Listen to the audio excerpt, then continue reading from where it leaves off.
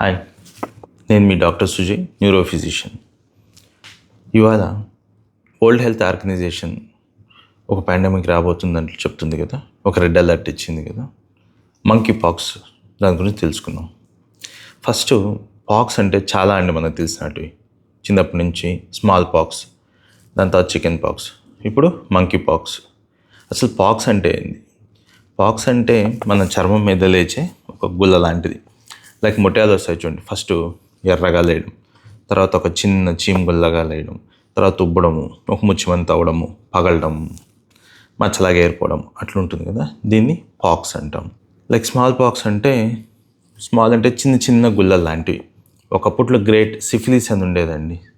Syphilis అంటే అదొక type of infection.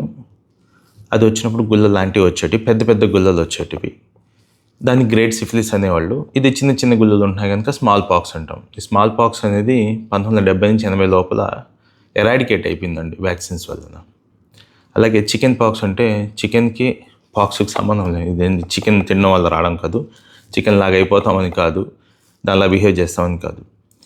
Chicken pox అని పేరు ఎలా పడింది అంటే, చిక్ పీస్ అంటే శనగలు అంటాం కదా మన తెలుగులో, ఆ శనగలు లాంటి పాక్స్ అంటే లీజన్స్ రావడము, చర్మం మీద అటువంటి గుల్లలు రావడము చూసి దాన్ని చిక్ పాక్స్ అయింది. అది చివరికి చికెన్ పాక్స్ అయిపోయిందండి. మంకీ పాక్స్కి వస్తేను, అదేమి జబ్బు వస్తే మనం కోతులాగా అయిపోతాం, కోతులా బిహేవ్ చేస్తాం అనేది కాదు.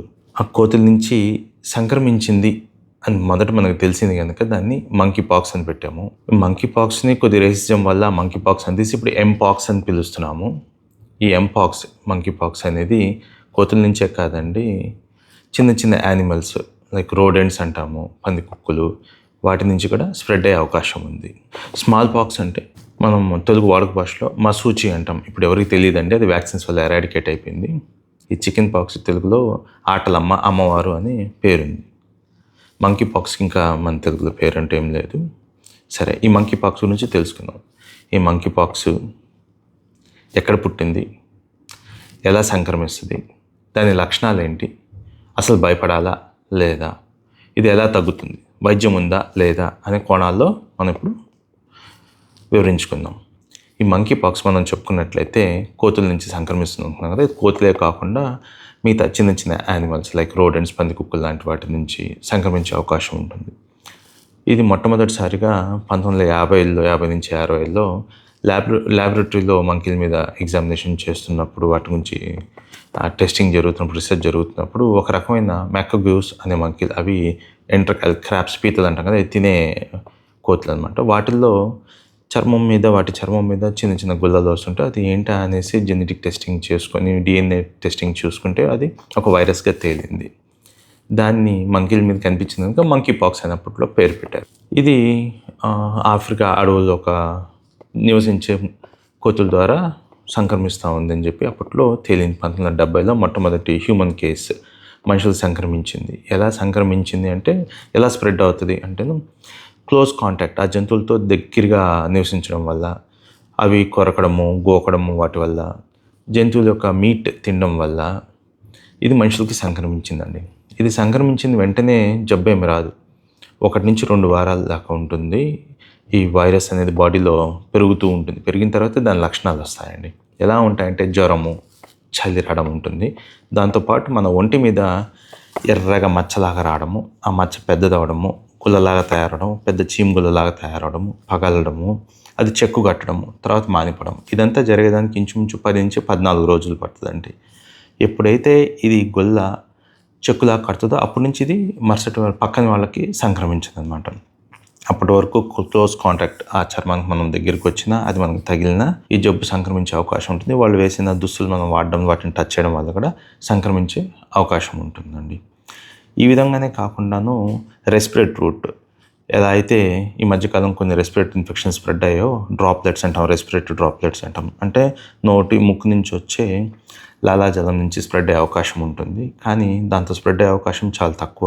అటువంటి ఈ వ్యాధి సంక్రమించిన పేషెంట్తో మనం కానీ ఒక 3-4 గంటల సేపు సమయం వెచ్చించినట్లయితే ఆ రెస్పిరేటరీ డ్రాప్లెట్స్ మనకు స్ప్రెడ్ అవ్వడం వల్ల మనకు వచ్చే అవకాశం ఉంటుందండి. ఇంకా చివరిది సెక్షువల్ కాంటాక్ట్ వల్ల కూడా స్ప్రెడ్ అవుతుందండి. చికెన్ పాక్స్, మంకీ పాక్స్ ఎలా గుర్తించడం అంటే, చికెన్ పాక్స్ ఏవైతే చీమగుల్లలు లాంటివి ఉంటాయంటాము అవి ఒంటి మీద ఎక్కువగా కనిపించడము, చేతి మీద కాళ్ళ మీద అక్కడక్కడనే వస్తాయి, పొట్ట మీద ఒంటి మీద ఎక్కువగా ఉంటాయి, మాదిరి సైజు వరకు ఉంటాయి. అదే మంకీ పాక్స్ అయితే ఆ చీమగుల్లలు పెద్ద పెద్దగా ఉంటాయి, మొహము చేతులు కాళ్ళని ఎక్కువగా సంక్రమించేస్తాయి, పొట్ట మీదను మెడ మీదను కొద్ది తక్కువగా ఉంటాయి. చూసేదానికి రెండు ఒకే విధంగా ఉన్న జబ్బులో లక్షణాల్లో పెద్ద మార్పే ఉండదండి. జ్వరము, చలి వణుకు రావడము, ఎర్రగా మచ్చలు రావడము 2 నుంచి 3 వారాలు పడుతుందండి తగ్గేదానికి.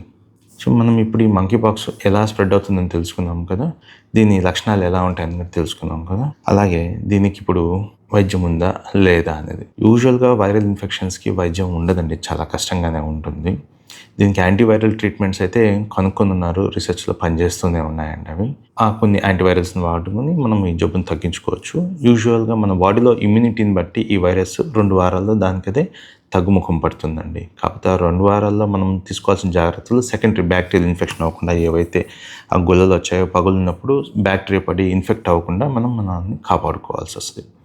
ట్రీట్మెంట్ విషయానికి వస్తే స్మాల్ పాక్స్కి ఏదైతే వ్యాక్సిన్ వేసామో అదే వ్యాక్సిన్ ఈ చికెన్ పాక్స్ కూడా పనిచేస్తూ ఉందండి. అందుకే మనకి ఇన్ని రోజులు కేసెస్ అనేవి అంత ఎక్కువగా రావటం లేదు, ప్లస్ అవుట్ బ్రేక్స్ కూడా రావట్లేదు. ఇంకా రాబోయే రోజుల్లో ఆ వేసిన వ్యాక్సిన్ ఇమ్యూనిటీ తగ్గుతుంది కనుక, వాటి శక్తి తగ్గుతుంది కనుక ఈ కేసెస్ వచ్చే అవకాశాలు ఎక్కువగా ఉంటాయి.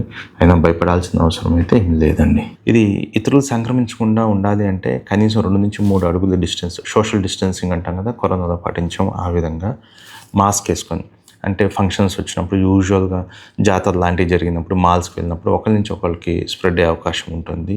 సాధారణమైనంత వరకు లిఫ్ట్లు అవాయిడ్ చేయాలి. బయటకు వెళ్ళినప్పుడు మాల్స్కి, జాతరలకి ఇట్లాంటివి వెళ్ళినప్పుడు మాస్క్ వేసుకొని వెళ్ళాలి. హాస్పిటల్స్కి వెళ్ళినప్పుడు కూడా మాస్క్ వేసుకొని వెళ్ళాలండి. అండ్ సోషల్ డిస్టెన్సింగ్ 2 నుంచి 3 అడుగుల డిస్టెన్స్ మెయింటైన్ చేసుకుంటే ఈ వ్యాధి ఎవరికి సంక్రమించదండి.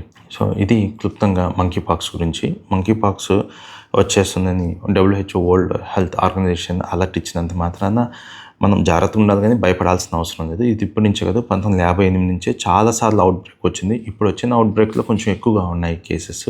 వాటిని మనము జాగ్రత్త పాటిస్తూ, మనం సోషల్ డిస్టెన్సింగ్గా ఉంటూ మన జాగ్రత్తలో మనం ఉంటే మనకేం సంక్రమించదండి. ఒకవేళ ఇది వచ్చినా కూడా మన బాడీ ఇమ్యూనిటీ దీన్ని కంట్రోల్ చేసి ఆపేస్తుంది. ఇదేం పెద్ద జబ్బుగా మారడం, ప్రాణహానిగా మారదండి. దీనిలో కేస్ ఫెటాలిటీ రేట్ అంటామండి.